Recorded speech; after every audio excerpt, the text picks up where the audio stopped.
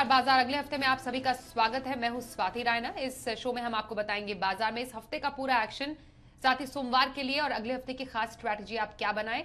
आप भी पूछ सकते हैं सवाल, व्हाट्सएप करें, नंबर है 9582222666 और सोशल मीडिया पर भी सवाल भेज सकते हैं। फेसबुक पर @जी बिजनेस ऑनलाइन और ट्विटर पर @जी बिजनेस अपने सवाल भेजें, #बाजार आज और कल लिखकर। और मेरे साथ सोमवार की आपकी तैयारी कराने के लिए जी बिजनेस के मैनेजिंग एडिटर अनिल सिंघवी से करेंगे खास बातचीत। और एक और खास मेहमान ट्रेड स्विफ्ट ब्रोकिंग के डायरेक्टर संदीप जैन है हमारे साथ। संदीप जी का स्वागत करते हैं आज के शो में और बातचीत का सिलसिला करेंगे शुरू। लेकिन उससे पहले कैसा रहा आज हफ्ते का आखिरी कारोबारी दिन। तो हफ्ते के आखिरी कारोबारी सेशन में शेयर बाजार मजबूती के साथ बंद हुए। सेंसेक्स और निफ्टी दोनों ही इंडेक्स हरे निशान के साथ बंद होने में कामयाब रहे। सेंसेक्स में 59 पॉइंट की तेजी के साथ 58,834 के स्तर पर वो बंद हुआ। वहीं निफ्टी 36 अंक उछलकर 17,558 के लेवल पर बंद हुआ।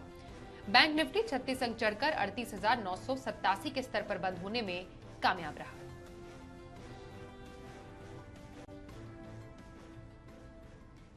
और एडिटर्स टेक में आइए अब जी बिजनेस के मैनेजिंग एडिटर अनिल सिंघवी से समझते हैं बाजार ऊंचाई से क्यों फिसला और बाजार उतार चढ़ाव का शिकार क्यों हुआ।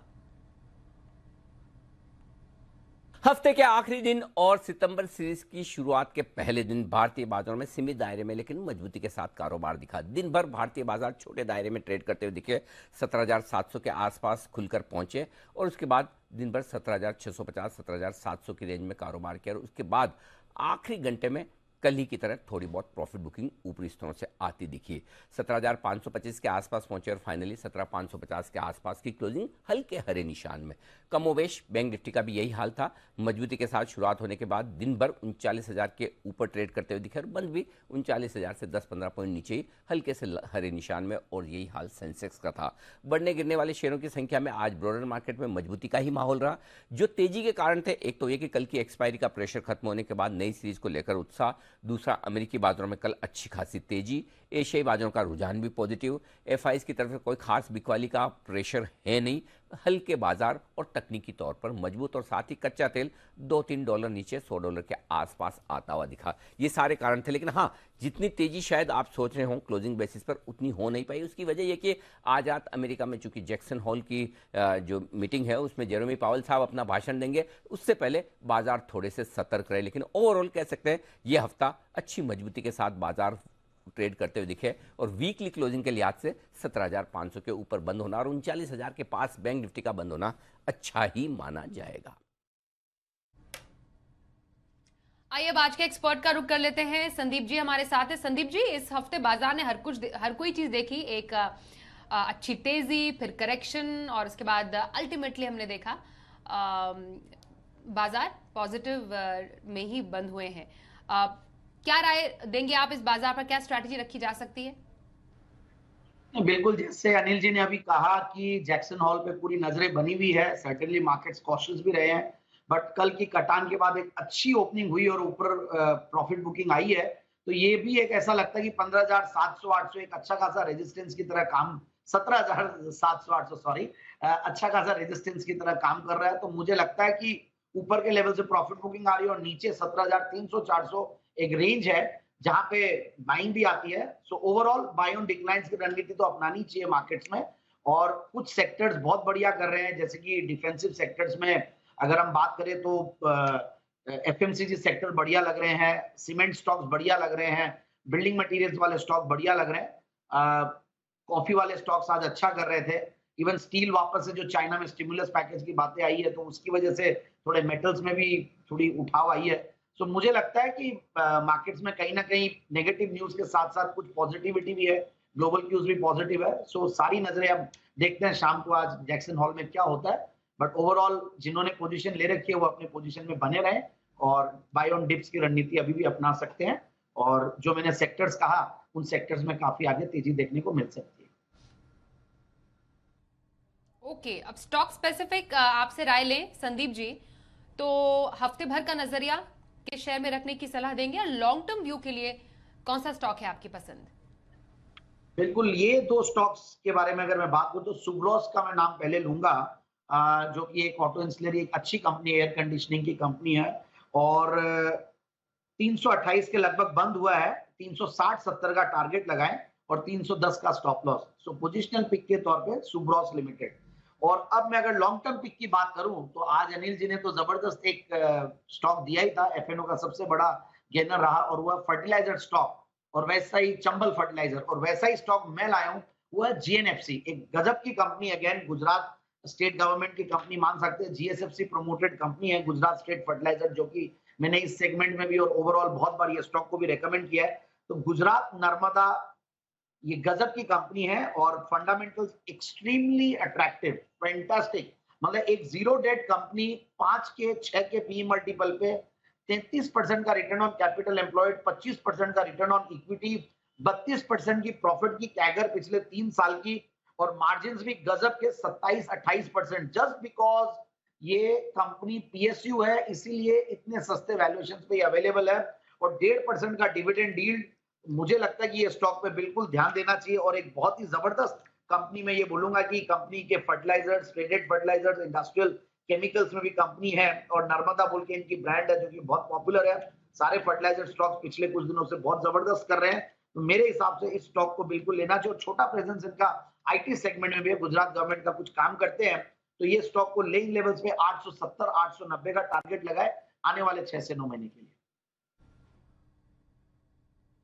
ओके, तो यहाँ पर 2 कॉल्स हमने देखी, संदीप जी ने जो दी है उनकी पोजिशनल पिक, और साथ ही लॉन्ग टर्म खरीदारी के लिए भी उनकी पसंद जीएनएफसी में लॉन्ग टर्म और पोजिशनल व्यू सुब्रोस में रखने का उनका सुझाव है। आइए कुछ कॉलर से बात कर लेते हैं। हमारे साथ इस वक्त कोलकाता से शंकर दास है। शंकर जी, स्वागत करते हैं आपका। बताइए कौन से स्टॉक का सवाल पूछेंगे। तो हमारे पास 102 शेयर है 800 समथिंग में, टीसीएस है, तो मैं उसको लॉन्ग टर्म में जा सकता हूँ 15 साल के लिए, तो जाना ठीक है या आप बुक करने के लिए ठीक है? हेलो, ओके, टीसीएस में आपकी खरीद 3895 की है? हाँ हाँ हाँ। ओके, अभी तो टीसीएस में आपको नुकसान है काफी अच्छा खासा। विप्रो, विप्रो पर आपका सवाल है? हाँ, विप्रो 120 है 600 समथिंग पर, तो उससे भी मैं 15 साल के लिए जो पोर्टफोलियो का हिस्सा बना सकता हूँ क्या, या बुक कर लूंगा? Okay, all right. दोनों ही शेयर लॉन्ग टर्म व्यू, दोनों में नुकसान अभी झेल रहे हैं, टीसीएस विप्रो। क्या राय देंगे आप इनको दोनों पर, संदीप जी? देखिए, नो ब्रेनर है बिल्कुल, और दोनों को होल्ड करना चाहिए, बट समहाउ मुझे लगता है कि टीसीएस और इन्फोसिस ज्यादा बेहतर लगते हैं। हालांकि विप्रो भी ठीक है, इनके लेवल से बहुत नीचे हैं, बट कहीं घबराना नहीं है। टीसीएस तो मुझे गजब की लगती है ऐसे लेवल्स पे, बल्कि मैं बोलूंगा कि एवरेजिंग भी कर सकते हैं, और आने वाले सालों में जब इनके 15 साल का नजरिया, तो कहीं कोई दिक्कत नहीं है। These are all buy and forget stories. और बट एक चीज जरूर से मैं इनको बोलूंगा कि ध्यान रखिए, इनका टोटल पोर्टफोलियो में आईटी का वेटेज को ये जरूर से चेक करें। ये नहीं हो कि एक्स्ट्रा वेटेज दिया वो आईटी को, क्योंकि टीसीएस और विप्रो लिया हुआ है, और टोटल पोर्टफोलियो कितना और उसका एक परसेंटेज, जो कि हम इतने छोटे समय में पूरी डिस्कशन नहीं कर सकते हैं, बट मैं इनको एक राय जरूर दे रहा हूं कि ये अपने वेटेज को जरूर देखें। पूरे पोर्टफोलियो की 15 साल है, तो आपको वेल डाइवर्सिफाइड एक अच्छा पोर्टफोलियो होना चाहिए जहां पे रिटर्न्स आपको मैक्सिमाइज हो। ओके, तो एक ही सेक्टर में कंसंट्रेशन से बचे, डाइवर्सिफाई करना जरूरी है। टीसीएस विप्रो दोनों में बने रहने की सलाह आपके लिए आ रही है संदीप जी की तरफ से। अगले सवाल पर जाते हैं। हमारे पास व्हाट्सएप से सवाल आ रहा है जबलपुर से दधीच मिश्रा साहब का। टाइटन पर इनका सवाल है संदीप जी, 140 शेयर है, 2300 इस पर इनकी खरीद है।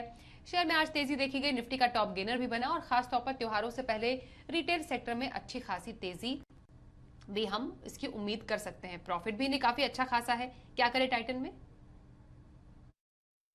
देखिए, अगर ये लॉन्ग टर्म इन्वेस्टर है तो इनको होल्ड करना चाहिए, कहीं कोई दिक्कत नहीं है। और शॉर्ट टर्म ट्रेडर है या पोजिशनल ट्रेडर है तो सर्टेनली थोड़ा बहुत प्रॉफिट बुकिंग भी करे तो कोई बुराई नहीं है, क्योंकि ऑलमोस्ट अपने हाइज से थोड़ा ही नीचे है, 2700 2750 के हाइज और उसके आसपास है। हालांकि आपने सही कहा, फेस्टिव सीजन है तो माहौल अच्छा रहता है, और कुछ ओपनिंग आपके बाद इतने सारे जो पास्ट में जो प्रॉब्लम्स थी वो सब खत्म होने के बाद ये अच्छा करेंगे। और प्लस इनका प्रोडक्ट का बहुत बढ़िया डाइवर्सिफिकेशन भी कर रहे हैं, नए नए रेंज, नए नए पैराफर्नेलिया या प्रोडक्ट्स में लोग एंट्री ले रहे हैं।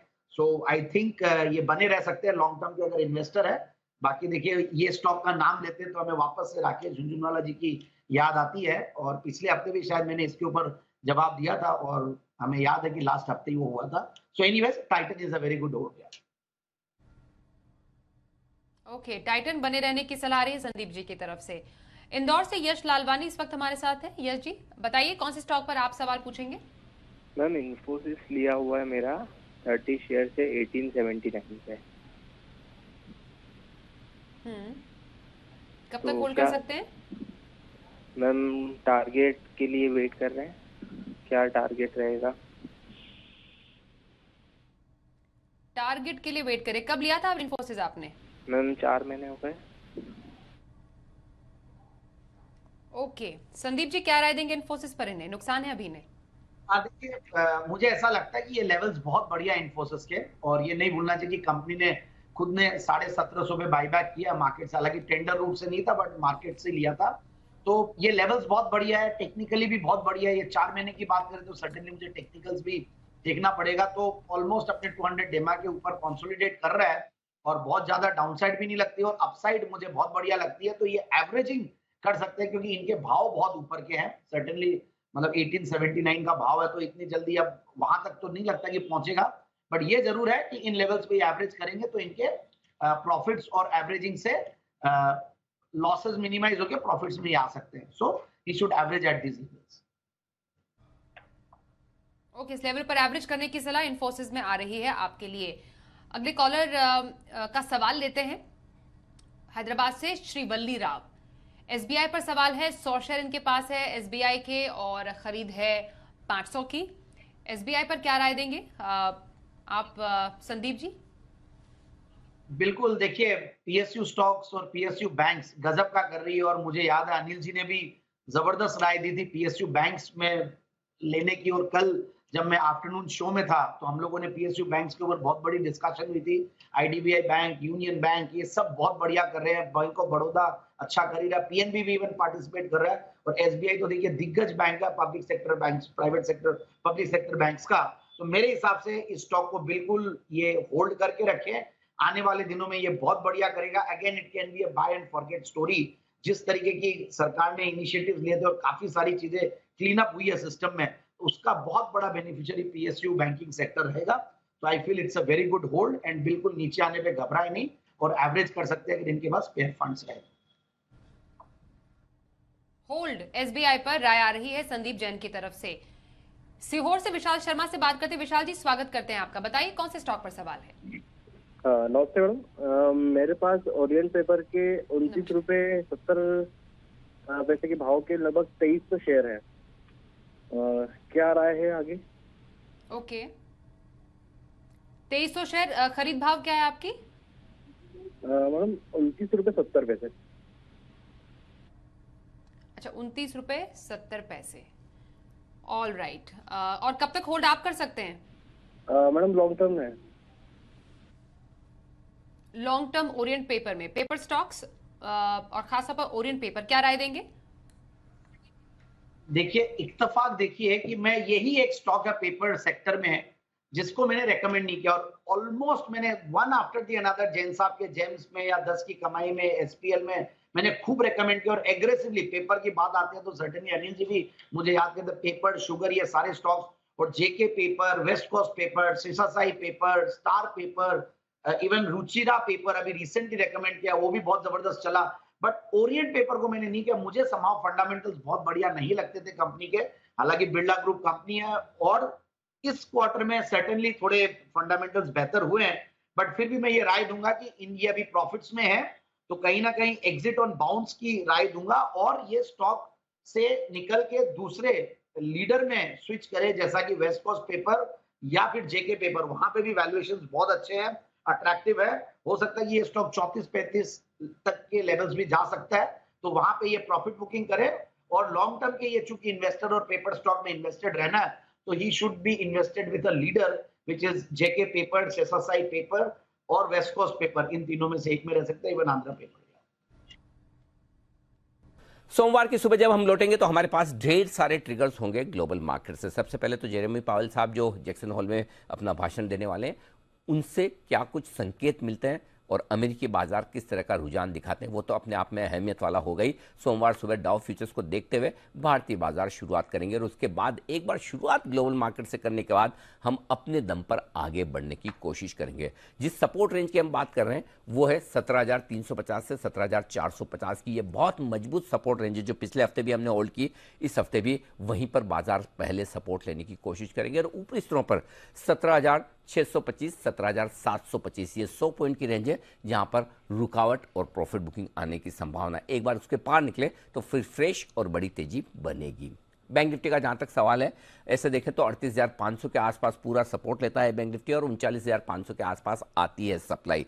तुरंत सपोर्ट के लिहाज से सोमवार के लिए देखें तो 39,750, 39,850 ये बैंक निफ्टी के लिए सपोर्ट होगा और 39,250, 39,450 ये ऊपर की तरफ सप्लाई की जगह है जहां पर प्रॉफिट बुकिंग आने की संभावना है। तो स्टॉक स्पेसिफिक एक्शन ज्यादा रहेगा और ग्लोबल मार्केट से संकेत लेने के बाद भारतीय बाजार अपनी दिशा दशा तय करेंगे अगले हफ्ते के लिए। आइए अब सोमवार के ऑप्शन स्ट्रैटेजी पर भी करते हैं बातचीत। मोतीलाल ओसवाल के चंदन तापड़िया हमारे साथ है। चंदन जी, स्वागत करते हैं। सोमवार को ऑप्शन में क्या आप कहां पर मौके बनाएंगे? जी नमस्कार। देखिए, सबसे पहले हम बात करें निफ्टी की, तो इस वीक में उठापटक देखने को मिले थे और अच्छी बात है कि नीचे के लेवल से रिकवरी हुई, बट सेम टाइम कंसर्न ये है कि बाजार पिछले लगातार 5 वीक की तेजी के बाद इस बार नेगेटिव हुआ है वीक ऑन वीक बेसिस। और डेली चार्ट सेटअप पर देखें तो एक दायरे में कामकाज कर रहा है जहाँ पे 17,442 नीचे में, 17,777 ऊपर में रेंज है। तो जब तक इस रेंज को बाजार डिसाइसिवली नहीं पार करता है इधर साइड में, बाजार इस रेंज के बड़े दायरे में उठापटक करता हुआ नजर आएगा। तो ऐसे मार्केट में काफी सिलेक्टिव रहने की यहाँ पे जरूरत है। तो 2 स्टॉक्स हम यहाँ पे ढूंढे हैं जहाँ पे पॉजिटिव स्ट्रेंथ है। 2 स्टॉक्स यहाँ पे हमारे फोकस पे है। पहला स्टॉक्स रहेगा BEL। आप देखोगे डिफेंस रिलेटेड कंपनीज में पॉजिटिव मोमेंटम है और BEL में वीकली चार्ट में लगातार हायर लोज के सीक्वेंस बन रहे हैं। डेली चार्ट में भी आप देखोगे 300 के ऊपर डिसाइसिवली होल्ड कर रहा है। नई सीरीज में रोल ओवर भी काफी अच्छे हो रहे हैं और लगभग ऐसा लग रहा है कि 315, 320 तक के स्विंग BEL में देखने को मिलने चाहिए। तो BEL का 320 का कॉल लेने की सलाह रखेंगे। 7 रुपए के आसपास ये बंद हुआ है। 4 रुपए का स्टॉप लॉस लगाएंगे। 13 रुपए का टारगेट यहाँ पे मिलना चाहिए। वहीं दूसरे ट्रेड की बात करें तो इंडियन होटल यहाँ पे अच्छा लग रहा है। इंडियन होटल में एक कंसोलिडेशन ब्रेकआउट हुआ है। पिछले लगभग 10-12 दिनों के कंसोलिडेशन के बाद 275, 280 के जोन को डिसाइसिवली पार करके हाईएस्ट क्लोजिंग दी है 280 के ऊपर। इस वजह से 290, 295 तक के अप मूव बनने चाहिए। 290 का इंडियन होटल का कॉल लेने की सलाह रहेगी। 8 रुपए के आसपास बंद हुआ है। 5 रुपए का सपोर्ट रहेगा। ऊपर में आपको 13 रुपए से 14 रुपए तक के टारगेट इस इंडियन होटल के 290 के कॉल में मिल सकते हैं। बहुत धन्यवाद चंदन जी सोमवार के ऑप्शन स्ट्रैटेजी बताने के लिए। और संदीप जी, सोमवार का इंट्राडे पिक कहां पर रखने की सलाह देंगे? बिल्कुल टाटा पावर। और आज इत्तेफाक है, बहुत सारे हमारे दिग्गज पैनलिस्ट ने, को पैनलिस्ट ने ये स्टॉक को रेकमेंड किया था और FNO पिक के तौर पे मैं भी टाटा पावर ही लाया हूँ। 235 के लेवल्स पे क्लोज हुआ है। 240, 243 के टारगेट्स और 232 का stop loss. So I am bullish on the power sector और मुझे लगता है कि ये स्टॉक अच्छा करेगा, अच्छा कंसोलिडेशन है। So buy Tata Power. Power sector से टाटा पावर इंट्राडे खरीदारी की सलाह आ रही है संदीप जी की तरफ से। बहुत धन्यवाद सर, हमारे साथ शो में शामिल हुए। बाजार अगले हफ्ते में बस इतना ही। रुकते हैं एक ब्रेक के लिए। खबरों का सिलसिला जारी रहेगा, देखते रहिए।